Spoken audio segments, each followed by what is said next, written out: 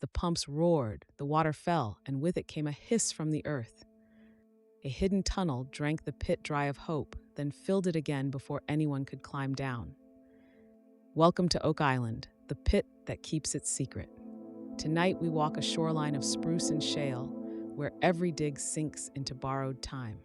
The evidence is old, the engineering is cunning, and the conclusion remains unfinished. Beginnings in a shallow hollow.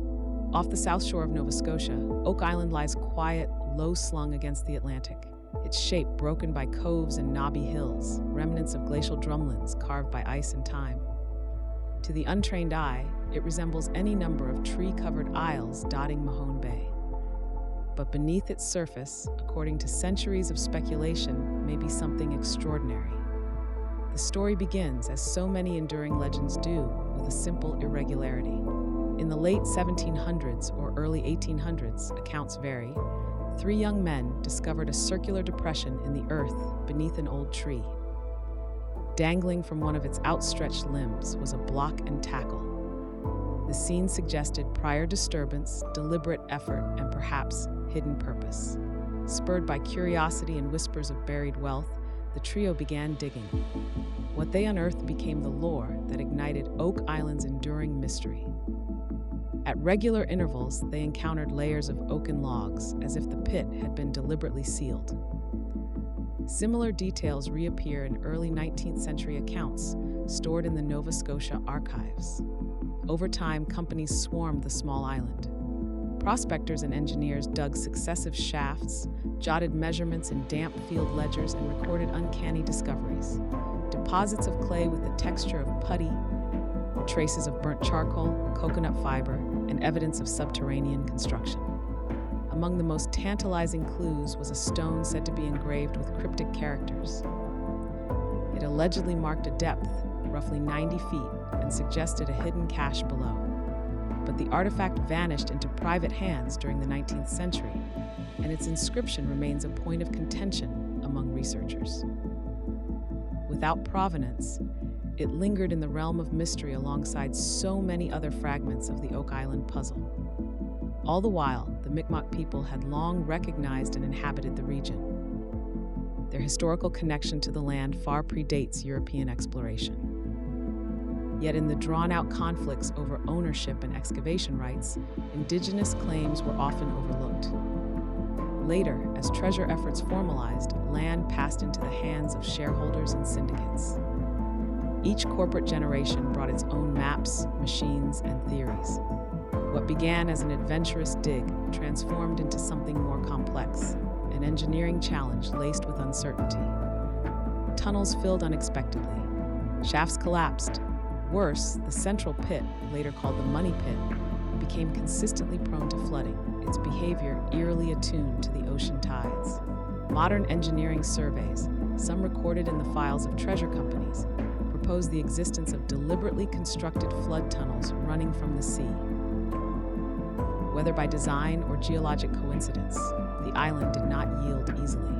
The more men tried to penetrate its core, the more the earth seemed to push back, collapsing, refilling, resisting. And so the central question took root, firmly embedded amid waterlogged logs and crumbling notebooks. Had someone long ago constructed a booby-trapped vault, or was the island simply mimicking that possibility through the quirks of glacial sediment and sea-washed stone? Flood tunnels and beachworks. By the middle of the 19th century, diggers began to move their focus beyond the shaft itself. The eerie persistence of flooding in the Money Pit led attention downslope toward the shoreline of Smith's Cove, a crescent of marsh and stone where the ocean kisses the edge of Oak Island. Crews there uncovered something curious, an array of rocks laid out in neatly aligned patterns, their shapes resembling primitive box drains. The arrangement seemed too deliberate to be natural. Period sketches captured zigzagging structures buried just below the sand, suggesting engineering or something like it. Bedded among these stones was another anomaly. Coconut fiber, found packed in with the drains like insulation, darkened with wet earth and salt. But there are no coconut palms in Nova Scotia. The presence of this tropical material hundreds of miles north of its natural range, puzzled every hand that touched it. Some said it hinted at maritime freight, others whispered it was planted with purpose. And then came the test. In an effort to trace the source of the flooding, diggers poured dye into the money pit's murky depths. According to reports of the time, and later narratives repeated across generations, color began to emerge in the surrounding shoreline waters, staining the tide near Smith's Cove. If the accounts are to be believed, it was an eerie confirmation. The ocean was not just intruding on the pit, it was reaching into it. Test borings returned in eerie syncopation. Thin rods dropped into the pit would catch on dense resistance every 10 feet. First wood, then deeper still traces of metal, then something more delicate, more mysterious. What was described as parchment, inked with partial letters, as though a message had been shredded and buried long ago. Each layer deepened the riddle, but unraveling these clues only made things murkier. Was the beachwork a drainage system, part of an ingenious trap built to flood the pit on command? Or simply misinterpreted coastal shoring, no more elaborate than seawalls hastily reinforced by settlers? Was the coconut fiber functional or just refuse packed in ship cargo long forgotten? Even the dramatic dye test, who watched, who recorded, and how faithfully, remains a matter of debate. Official engineering studies and treasure company records, like those cited in the Smithsonian's account and Nova Scotia's provincial permits, reflect this tug-of-war between evidence and interpretation. Every team that came to the island fought the rising water. Pumps roared as if locked in some ancient dialogue with the moon, their hum rising with the tide. Perhaps most unsettling, each find hinted at purpose, at intelligence, behind the layers of earth and salt water. But no revelation followed. The island delivered puzzle pieces that seemed carved to fit a grand design, yet withheld the design itself. Collapses, gas, and the cost of depth pursuit came at a price. From the earliest years of digging on Oak Island, every gain measured in feet came with equal parts peril. The shafts bored near the infamous money pit didn't just battle gravity, they warred against the earth itself. Each new vertical cut weakened the next. Timbers groaned, supports gave way, and with little warning, entire sections of cribbing would collapse, taking weeks of labor down with them in a sigh of falling stone and silt. One notable campaign attempted to skirt the relentless flooding by engineering a bypass shaft. Instead of salvation, they found repetition. A surge of seawater punched through the lining, washing in silt and salt and erasing progress in minutes. According to treasure company records and archived engineering notes, it was not uncommon for such setbacks to halt work for entire seasons. But more than effort was at risk. At the turn of the 20th century, and once again in the 1960s, Oak Island would exact a steeper toll. Accounts from those years tell of oxygen-starved passages, of invisible dangers that crept in through fractured soils. Gases trapped in the Earth's puzzle of channels silently overwhelmed workers who never saw the danger coming. Before help could reach them, it was too late. Beneath the island lies a combative landscape, a quilt of voids, clay-rich seams, and tidal influence. Engineering, especially of the 19th and early 20th centuries, found little purchase here. Attempted cofferdams built to shield against tidal floods from Smith's Cove were destroyed by Atlantic storms. Caissons, enormous cylinders meant to stabilize the dig, jammed halfway down or broke under pressure. Each mechanical defeat underscored an unsettling pattern. Time and again, the site refused sustained access. As documented across provincial permits and company logs, the deeper teams dug toward the rumored treasure depth, the more the island seemed to resist. It filled what was emptied. It collapsed what was built. The pattern was uncanny. Oak Island did not yield easily. It became, in the minds of many, more than an archaeological challenge. It was a riddle armed with centuries of misleadings, a machine that quietly reset itself with every tide, every storm, every drop of seawater that rushed in to reclaim the voids men had dared open. Modern methods, old questions. As the 20th century gave way to the 21st, Oak Island's mystery met modern machinery. Teams equipped not with shovels and legends alone, but with seismic arrays, drilling rigs, and detailed permits, moved methodically across the terrain. Their aim was not simply to unearth treasure, but to add clarity to the swirling layers of theory that had accumulated for more than 2 centuries. Seismic surveys revealed a complex picture beneath the island's surface. Instead of a single vertical shaft, investigators identified lens-like areas of disturbed soil, suggesting past activity. But what kind? Ground-penetrating radar and magnetometry traced subtle anomalies, signals that hinted at voids or perhaps the faint outlines of timber structures. Depending on interpretation, they could be signs of ancient works or just geological noise. Core samples brought up more questions than answers. Fragments of old wood surfaced from depths where trees no longer grow. Some experts called it platforming, intentional, layered constructs.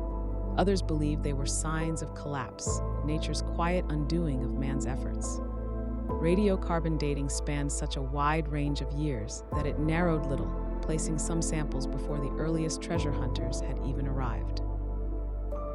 One of the more dramatic engineering feats came at Smith's Cove, where a cofferdam allowed excavators to break back the tide. They uncovered wooden cribbing and stone-lined drains. According to reports from the project team and findings archived in provincial records, these could have been part of a deliberate flood trap feeding into the legendary Money Pit, or just coastal infrastructure from a vanished fishery. Artifacts emerged in ones and twos, never in piles. Hand-forged nails, ceramic shards, and the occasional out-of-place coin pointed to human presence, but not purpose. Nothing ever quite shouted treasure, only murmured possibility. Archival research turned up early treasure company documents and faded newspaper articles, which sometimes contradicted each other, further tangling the story's ever-growing web. In recent decades, legal and environmental scrutiny tightened. Nova Scotia's government imposed stricter rules, requiring thorough archaeological oversight and conservation controls before any digging could proceed. These new layers of accountability added both precision and complexity. What emerged from all this effort isn't a singular discovery, but a patchwork of insights. A deeper, albeit more complicated map of Oak Island, a story that keeps writing itself. The pit at the heart of it all remains less an object and more an idea. Its depths filled not just with water, but layered history and unanswered questions. Design or geology, as mystery deepens around Oak Island, so too do the explanations, which fall into two distinct camps, each with its own riddles and reasoning. The first camp argues for intentional design. According to this theory, the Money Pit and its surrounding flood tunnels were not accidents of nature, but deliberate engineering. Some suggest pirates or privateers constructed the system to conceal ill-gotten treasure. Others point to national interests, secret caches of royal documents or regalia, hidden for safekeeping by state actors. Supporters highlight curious findings: strands of coconut fiber buried deep below local vegetation zones, the intricately arranged box drains on Smith's Cove, and the uncanny synchronization between tidal shifts and the flooding shafts. These, they argue, are not the works of chance, but the hallmarks of a hydraulic trap designed to guard a secret. On the other side, voices rooted in geology and historical pragmatism offer a contrasting explanation. They suggest Oak Island's features, its sinkholes, its shifting ground, are the predictable result of glacial till laced with voids and permeable layers. In this view, what seems exotic is merely practical, cribbing log platforms like those found in old mining shafts, seawalls built for salt extraction or ship repair, coconut fibers as lost ballast or packing materials rather than deliberate signals. The flood tunnels, perhaps natural drainage channels, later altered and misunderstood by early diggers. Even the infamous 90-foot stone, once claimed to bear a cryptic cipher, becomes under this lens a parable of belief overtaking evidence. The original stone vanished long ago, and with it, any chance at an impartial analysis. Between these poles lie hybrid theories. Some suggest an initial modest hiding place, perhaps a pirate stash, later buried deeper by collapsed tunnels and time. Others propose the entire system might stem from colonial-era engineering, long forgotten and reinterpreted through the romanticism of treasure fever. Each theory accounts for some truths: the strange floods, the persistent cave-ins, the scattered artifacts. But none explain everything without reaching into uncertain assumptions or filling the gaps with the unknowable. As excavation continues, so too does the debate. For now, Oak Island remains, as it always has, a puzzle with just enough evidence to tantalize, but never quite enough to convince. An industry of uncertainty. Oak Island today is more than just a remote speck of land off Nova Scotia. It's a complex entity where wonder is measured in planning documents and possibility is regulated by permits. Once the tantalizing whispers of treasure drew fortune seekers with shovels and dreams. Now curiosity is managed by layers of contracts, archaeological oversight, and a calendar divided into excavation windows and off-seasons. Modern excavation efforts are often backed by well-funded consortia. These groups balance the promise of unearthing something historic, or perhaps legendary, against operational budgets, geological challenges, and the ever-present risk of Atlantic storms. As engineering reports and environmental assessments determine how deep you can dig and when, provincial regulators maintain the delicate balance between preservation and exploration. For the nearby communities, places like Chester and Mahone Bay, the Oak Island rhythm has become familiar. There is the dig season, full of cautious progress, the storm season, where nature stalls all enterprise, and then the season of speculation. Shifts to archive rooms and boardrooms, where documents are examined, theories contested, and strategies recalibrated. Media, too, plays a role. The island, once an obscure place shrouded in myth, now exists in satellite coverage and streaming episodes. But despite the lights and lenses, the ground itself still sets the pace. Discoveries are teased out slowly, often grudgingly, from a landscape long used to being prodded. Environmental protocols weigh heavily. The island's ecology demands careful consideration, and archaeologists increasingly raise their voices to ensure that every trench dug is first mapped, photographed, and documented. They argue that what is found should tell a full and accurate story, however uncertain it remains. And that ledger of discoveries continues to expand. An old nail, a coin minted in a distant century, wood timbers that appear far older than the first formal settlements. These finds suggest human presence across time, layered like the sediment of history itself. But none of them, not yet, speak definitively of a singular treasure. The heart of the Oak Island mystery remains what it has always been: a compelling maybe, a possibility, a puzzle that demands time, tenacity, and faith in method. Investors, workers, and wide-eyed visitors alike confront the same quiet truth faced by the treasure hunters of the 1800s. The money pit may hold something extraordinary, or it may simply continue to offer meaning through the search itself, elusive, submerged, and undeniably magnetic. What proof would look like Oak Island endures because its evidence is always just shy of certainty. It's a place where fragments spark wonder, where each clue whispers promise but evades conclusion. Over the centuries, searchers have unearthed weathered planks of planed timber buried deep below ground, grooved stones that trace the path of an underground conduit, and even a small fragment of material that may, depending on who you ask, be a centuries-old piece of handwritten parchment. Each find feels like a sentence missing its context. Historic as they may be, these pieces stop just short of story. They suggest structure, but stop short of telling us why it was built or by whom. True proof, the kind that could finally move Oak Island from speculation to certainty, would need to anchor both artifact and design. Investigators have long argued that only a discovery made in situ, dating reliably to the time of its construction and encased within its own operational system, could suffice.